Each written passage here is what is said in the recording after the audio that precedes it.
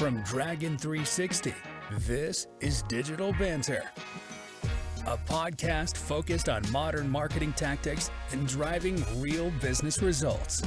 And now, here are your hosts, James and Zach. What's up, everyone? Welcome to yet again another episode of Digital Banter. I am Zach, followed by, of course, my co-host, James. Welcome back. So, I mentioned our YouTube last time, and apparently that just killed all views on YouTube. So we got one. I'm not going to go into the whole spiel. Check us out if you really want to. But apparently me talking about it is ruining YouTube. So that's how that's going. Like, comment, subscribe, ring-a-ling the ding-a-ling bell. Anywho, what we're talking about is we're going to keep this more of a decently on-topic conversation about branded search. Now, not just, what is branded search, because that's pretty generic, but more about what are the reasons a brand should spend on branded search. Would they have gotten traffic anyways? That's a pretty age-old question. What value is it providing at this point in time in a perspective of about measurement? And then really just how can we be effective with branded search? And that's kind of what we want to talk about. I think branded search for the longest time has had a rap of either, I shouldn't say a rap.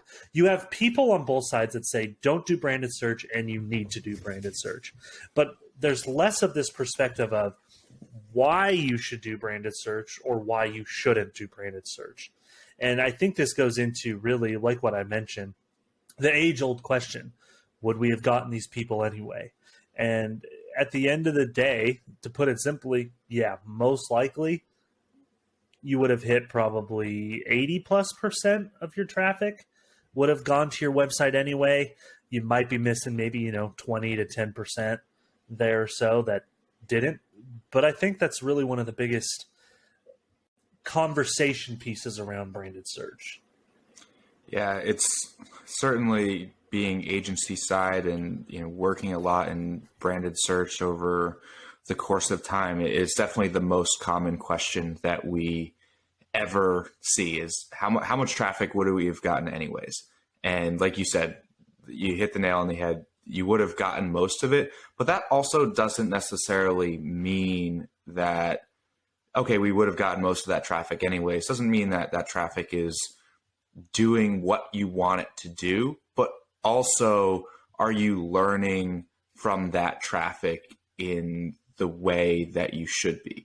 Like if you're just running branded search because you feel like you have to and you're not actually learning anything that you're applying to other campaigns, or you're not getting any form of measurement out of it, then there is very little value to branded search. And we'll walk through in a second here there are 5 or 6 reasons why you absolutely should be on branded search. They're the kind of the age-old responses to the question that you've probably heard 100 times, but hopefully as we dive into this conversation a little bit more, we'll give you a lot more ideas on outside of the top 5 things that you always hear. What is some of the other value that you can get out of branded search? Because, are we answering the question of would you have gotten that traffic anyways with yes?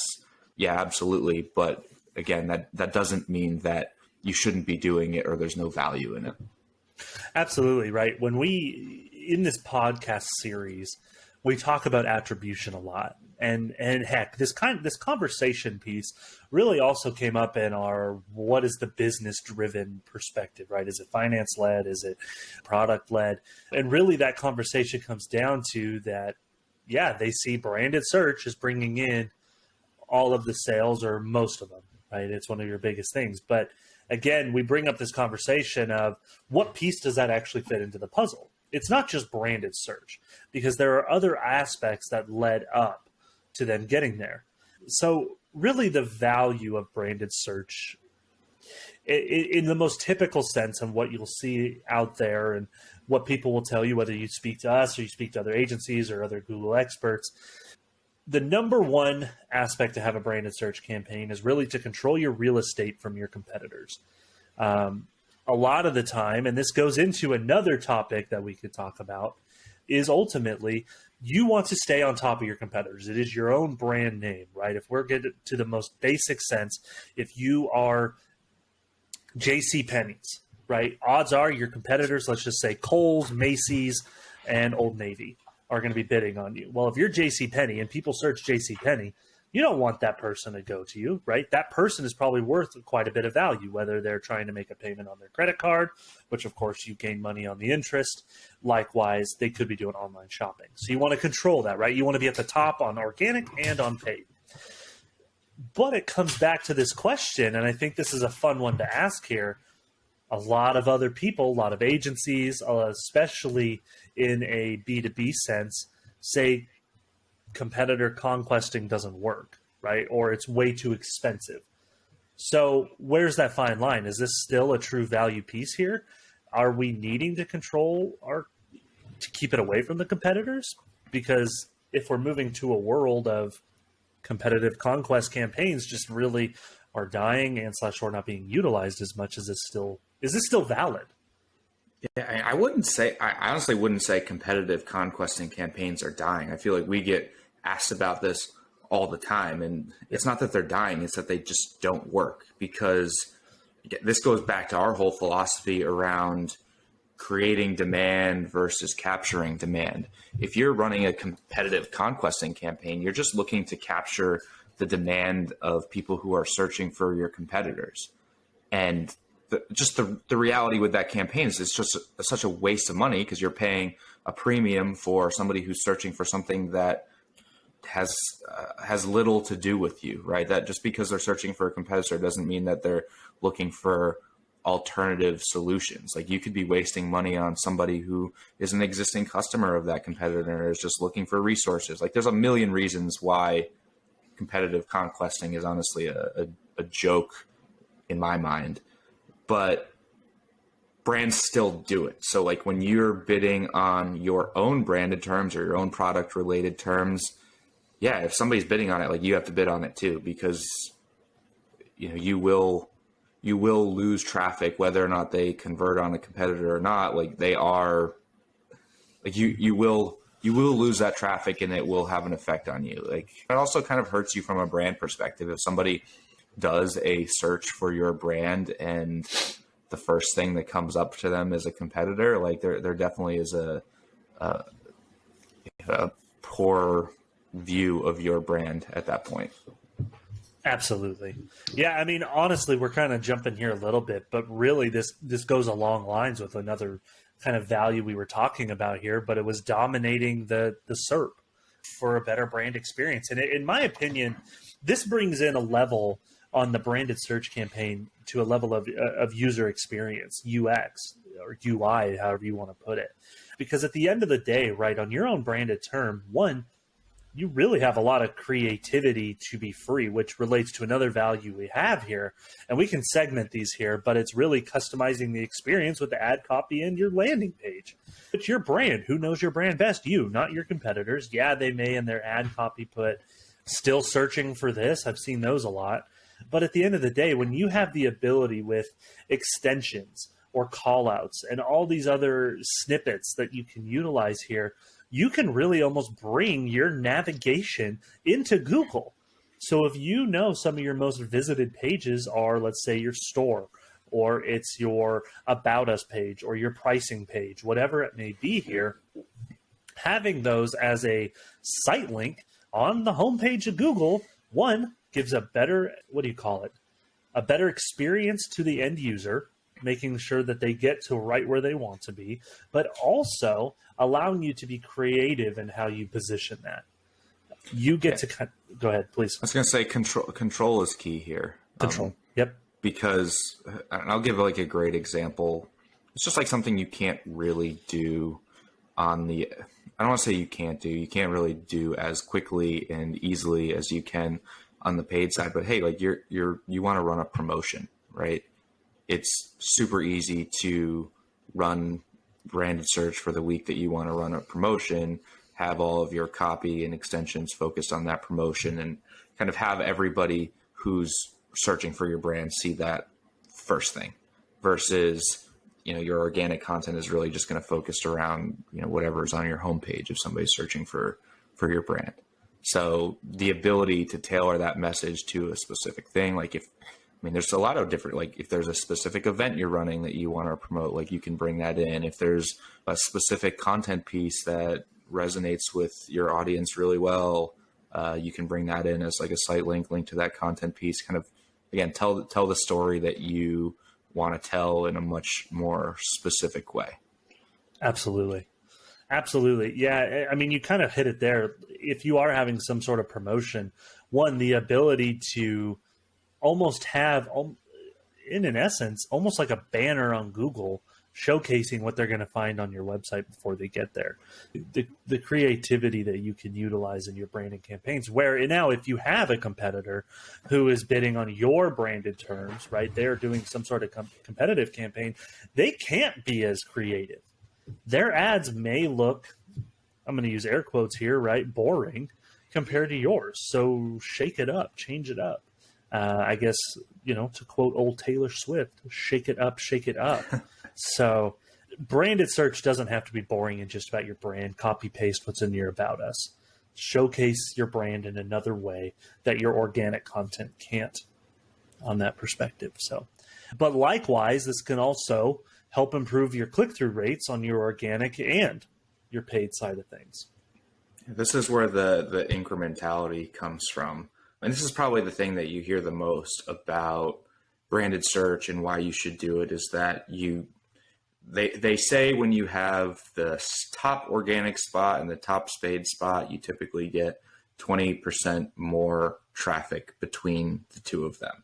Now, that obviously varies based on competitive, kind of how good your SEO is, how does your brand take up the whole first page of the search results because they're a big brand, or does it start to get into competitive solutions before the end of the page? Like, there's a lot of things that will vary that 20%, but that's what most studies show. But I think the reality of it is it ends up being more like 10 to 15%. So again, there's value in that. Like, you are getting more traffic, you are getting more leads, you're sending more people to your website. But, I think this is where you start to question, like, well, was it quality traffic? Like, if somebody wasn't going to click on our organic, did we actually lose them as a customer? I don't know. I think that there's certainly a debate to be had there. Absolutely. And there's been so many tests and theories out there from all over about running tests of, are you going to get this traffic anyway? Was this traffic high quality? Are branded campaigns even useful anymore? There's so much information out there about them, which is why we're not digging into the nitty gritty of how you should set one up, because that's not the purpose here. Again, the purpose is really just trying to understand what is the value of them now and how they fit in. And so again, after all of these items, right, after talking about all these little values that have been around for a while here, it goes back to that question, right? Would we have gotten this traffic anyway? And it goes back to that same answer, right? At the end of the day, yeah, probably 80+% of that traffic would have gone to your website. Now, I want to take this in the perspective of you may have gotten that 80% traffic anyway.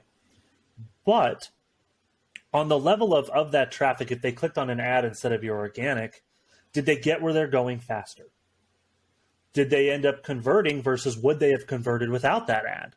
If we go back to the promo case that James was speaking about, would they have been truly aware of that promo had they not gone to your, had they gone organically, right? There's a lot of questions that are, it's hard to put an exact data point that this is exactly what would have happened. Everything is hypothetical, everything is theoretical to some degree. And I think that's the important piece here, is understanding what is the different actions that they took from the brand campaign versus an organic campaign. Yeah, so kind of going back to our original statement at the start of this conversation, you would have gotten that. Yes, there's a chance that you would have gotten that traffic anyways. There's a very large chance you would have gotten that traffic anyways, but that completely doesn't devalue the reasons why you would use branded search, because there is value in it. And I think that the way that we look at that value needs to change in comparison to how we've looked at it in the past, because branded search is a fantastic tool to learn about your customers. And this is where we need to shift the conversation to not, oh, would we have gotten that traffic anyways, but what can we learn about that branded search, and what can we learn about what created that branded search? Because let's be honest, when it comes to revenue, marketing, and trying to grow our business, branded search is not doing that. It's all of the effort and activities that led up to that branded search. But, if we study branded search and study the reasons why people are searching, we're going to be able to, one, deliver better content when they do that branded search, but also inform our demand gen campaigns and also measure the effectiveness of demand gen brand campaigns. Because let me put it this way, if you're running brand campaigns, that's what is going to drive a branded search. You're running demand gen campaigns, that's what is going to drive a branded search. And that's the lens that we need to look at this through moving forward, and maybe care a little bit less about would we have paid for that traffic anyways? Because if you're really let's be honest, if you're really analyzing the profitability of branded search, you're just looking at such a minute detail of a much larger strategy. And really what that indicates to me is that if you're really looking at the ROI of branded search, you're spending too much on branded search. There's no question in my mind. It's not even that you're spending too much on branded search. The ratio of what you're spending on branded search, which is, the most bottom of the funnel demand capture activity, is way too high in comparison to whatever is actually driving that demand. Absolutely. A way you can utilize branded search, of course, is to look at really a long-term growth of your company, right? If your branded aspects have increased, odds are your other efforts, and this goes back to what you were talking about, James, what is happening before they type in your brand, right? Even to the level of, let's say your brand has multiple products, considering product relevant searches, right? If they're going to the level of looking up your exact product, how did they get there? How do they discover your product? Were they first shown on LinkedIn, then to Facebook, then to Google Display on some level, and then they decided to look up your brand, right? That's not just a branded search campaign. That is all the demand, everything that you have built around your product has come to fruition for them, and they're ready to initiate some sort of contact or bring their research to your website specifically, right? So you can look at this as almost what you would look at as a KPI of brand awareness. What has your brand lift been, right? And in some level, you could say branded search is a brand awareness campaign. It's not one-to-one, and I'm not saying it's apples to apples, but some of the KPIs that you can look at from a perspective view on a long-term view are going to be similar. One, how many people are searching us now? Okay, have we seen an increase of traffic? Where is that traffic coming from, right? Hopefully you have some sort of attribution system put in place that you can say, yes, this is a new user from Google search, but we realize they've been in our funnel for a long time, right? We've had our eye on them for a while now. And I think that's the beauty of it. But also, it gives you the opportunity through search term reports to find out problems that people might be searching around your brand, right? I'm trying to think of a prime example here. James, do you have one? Yeah, there's a lot of stuff. It kind of starts with people who are looking for reviews, people who are looking for support, people who are looking for specific support. And I think a lot of branded search campaigns don't necessarily go into the level of detail that they should when it comes to search terms, because you should be think of this, Dragon 360 is our brand. We should be targeting Dragon 360 phrase match and studying the searches that come through. So is it Dragon 360 versus X competitor? Is it Dragon 360 reviews? Is it Dragon 360 case studies? Like what are the things that people are searching for, and try to, a big part of like, and we'll get into the optimization piece, is trying to separate out the reasons why somebody is searching and deliver them a unique customer experience. But I wanted to jump back to a little bit of the measurement piece before we go into that, just because I feel like there's just like one thing that I wanted to add there. We do a lot of modeling of demand creation activities against revenue, right? So, hey, we started a podcast, or we started a LinkedIn strategy, or, we launched this new content framework. And these are things that are typically pretty difficult to measure. And a lot of what we talk about is like, yeah, you can't measure it. There's like, the attribution is tough for some of those demand creation activities. So a nice leading indicator before revenue actually occurs, like, is the stuff that you're doing working, is taking a look at branded search volume. Like, hey, we just launched a podcast. Are more people searching for Dragon 360 than there were before we started the podcast? Because there's a lot of leading indicators that may drive revenue down the road. We talk about on the content side, trying to figure out if people like our content. So yeah, there's some early on signals. If it's a social campaign, if people are engaging, liking, sharing content, like that's all well and dandy. But we also need to figure out, is that moving even further down funnel, and they're starting to research our brand, learn about our brand, and that's where branded search comes into place. So, yes, we model the launch of our podcast against revenue, but we should also be modeling the launch of our podcast against branded search to see if we are seeing those influxes in search volume. So branded search is a very underrated measurement tool.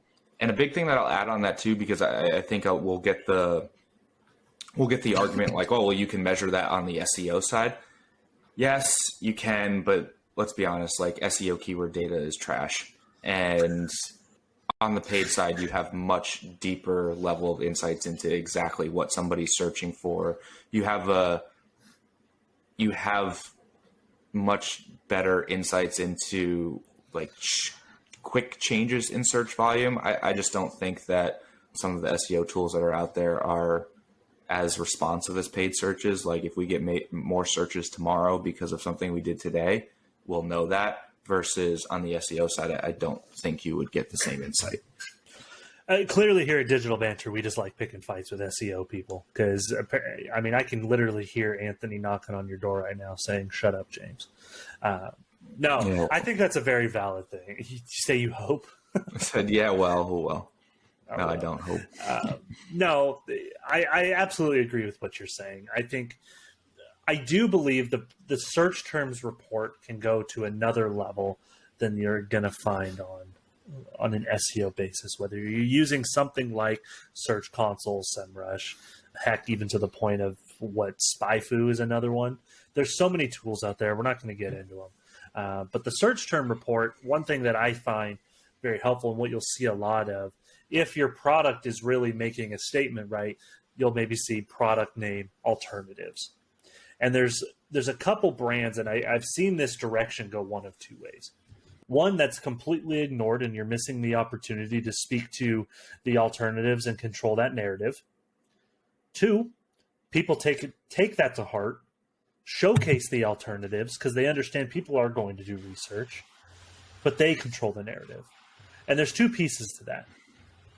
You don't have to be the only one in the world, right? And you can understand that. But utilizing the information that you're getting X amount of searches based on your product name with alternatives, why wouldn't you want to control the narrative?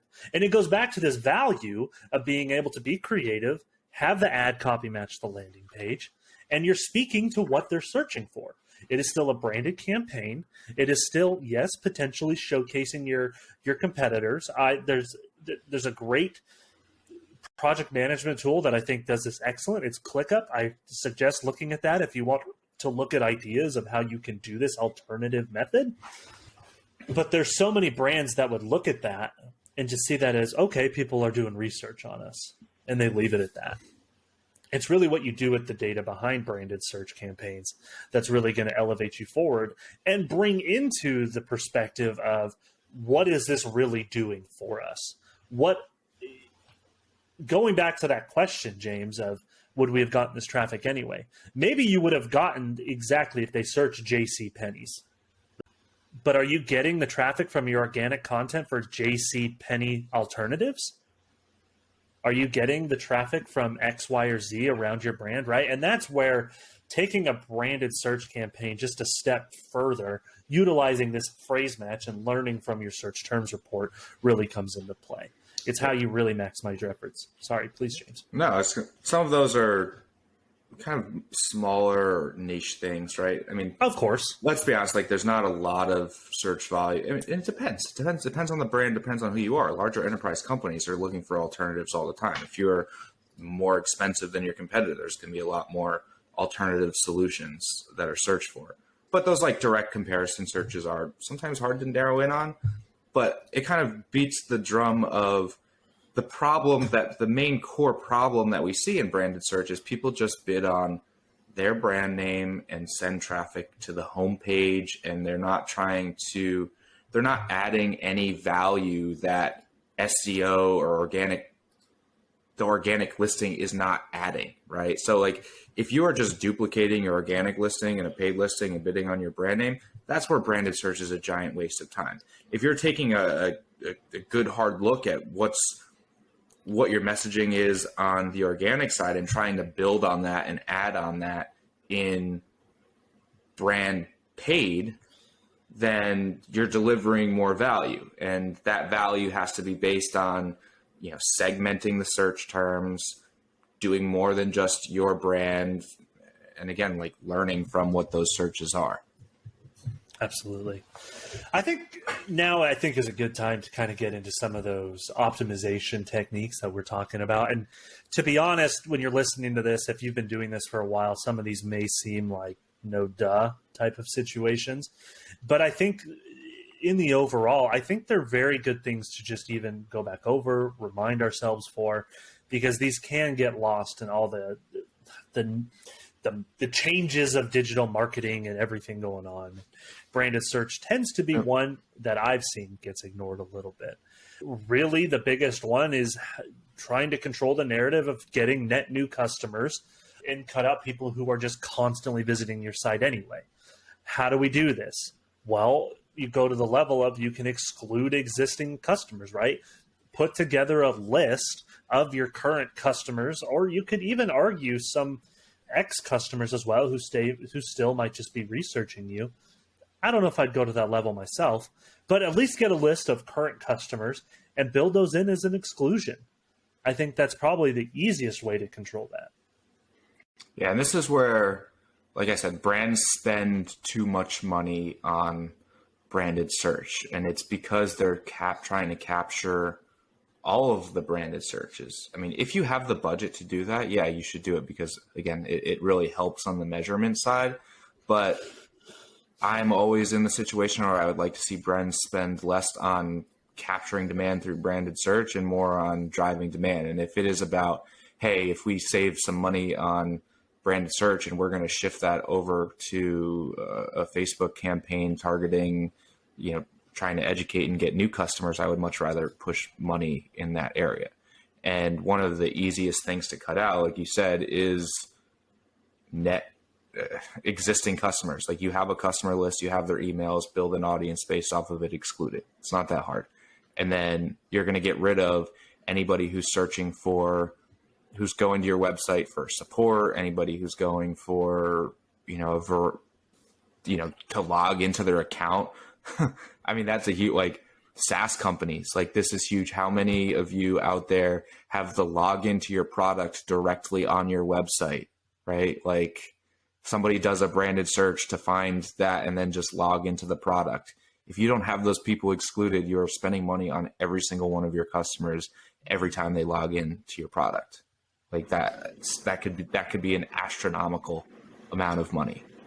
So to kind of take that one step further is you should also research, because you can see all of this on your branded search terms, go into Google Analytics. What pages are these people visiting?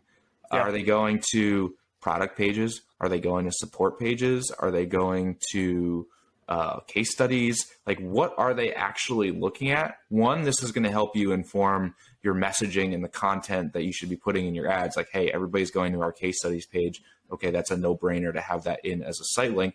But at the same time, hey, everybody's going and just like logging into the product. Okay, we have a major issue here where we need to exclude all of those users. And you can do like, you can exclude people who viewed support pages on your website. I mean, I've even gone to the point of excluding people who have been visited your site multiple times, right? Like anybody who's visited the site more than 3 times, at that point, there's a couple things, right? They've already visited your site 3 times. So you don't really, there's really no point in trying to like get in front of them in a branded search again if they're continuously coming back to your website for more detail, right? Like they either are kind of committed to doing the research and looking at your brand at this point, or they are there for some other reason where, you know, the best, like you want to try to get your branded search campaigns to be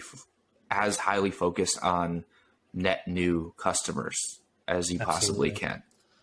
I think a piece that goes into that as well is also layering in audiences that fit your ICP, right? At the end of the day, a branded search campaign, yeah, it's going to be branded terms in some way or form, but you can add in targeting parameters around audiences that ideally fit your ideal audience. Now, is this one used alone going to be the way that's going to solve this complete issue? No.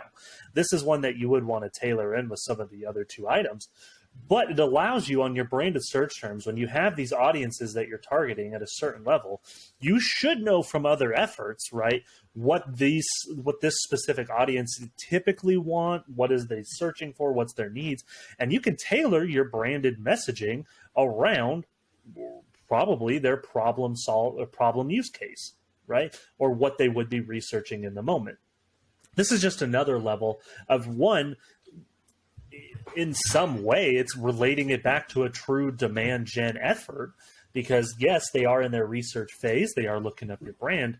But if you're providing more research opportunities on your branded search, it's just another level of creating that demand, which I think actually goes to one of our last ones, is actually utilizing audiences, not just in a targeting manner, but in an observational manner to help inform you for future demand gen activities that happen off channel, right? Whether that is going to more of a social approach.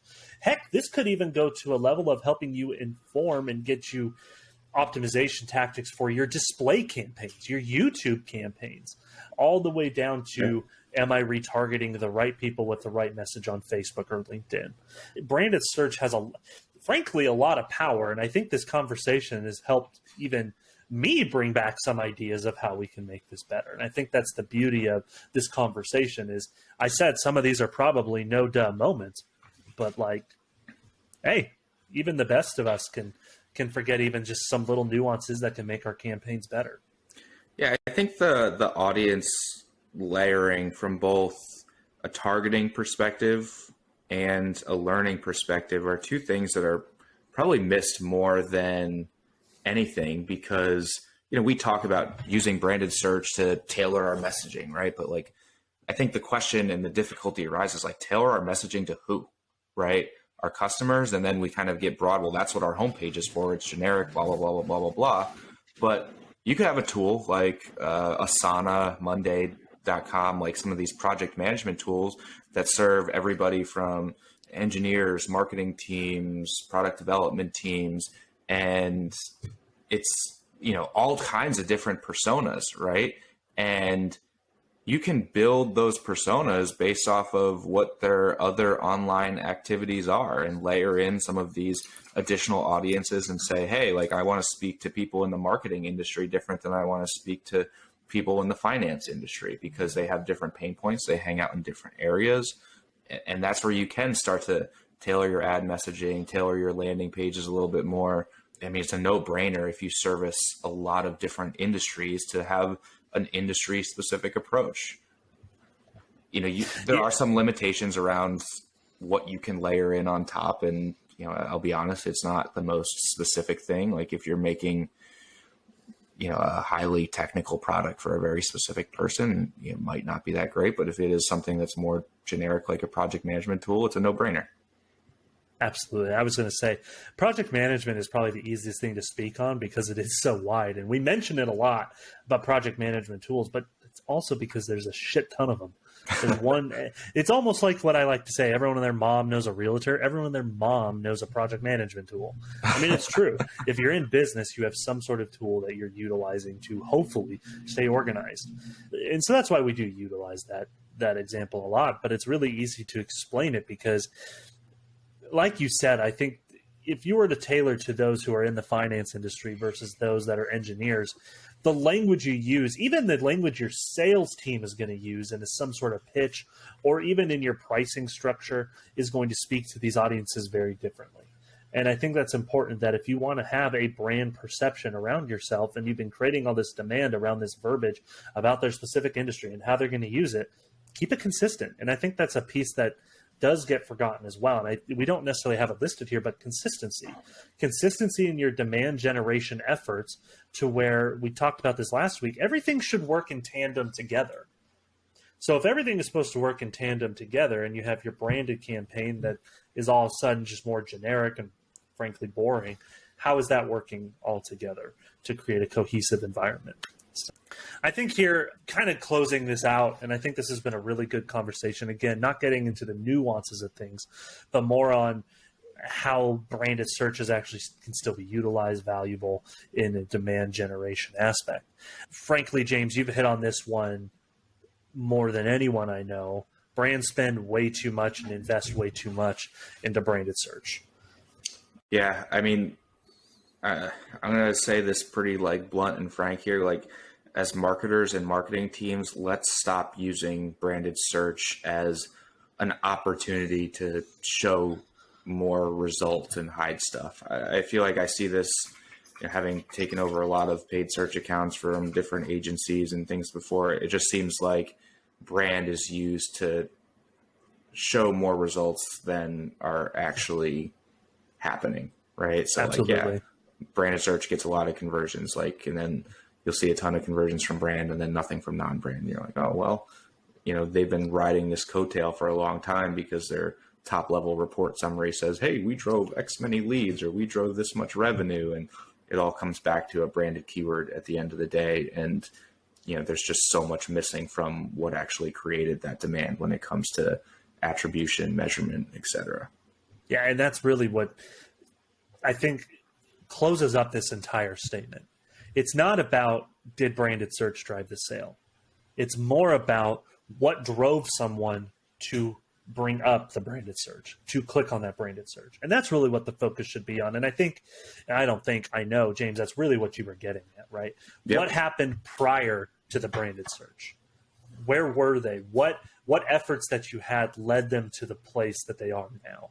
And I think that's exactly where branded search fits into the mold, and that's how it should be utilized as almost like one of the final puzzle pieces, right? So thank you so much for what was that? Sorry? I said you nailed it on the head. Yeah, it really is. It's the final puzzle piece, right? It's grandma at the table. She lost the puzzle piece. She finally found it under the couch because she was sifting through all the crap and found it, right?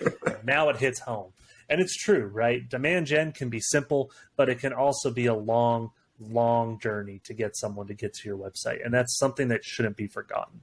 So again, thank you for joining us today. This was a little bit of a shorter episode than what we typically do. But I think it's a good conversation that we had because branded search is something that is always coming up in conversations on some level and/or happening on all of these dark social groups and just LinkedIn in general. So we'll see you next week. And again, we do have a YouTube channel, so don't forget it. Thanks for listening to Digital Banter. If you enjoyed today's episode, please be sure to like and subscribe wherever you get your podcasts. New episodes are uploaded every Friday. In the meantime, keep up with the show by following James and Zach on social media. Links are in the show notes.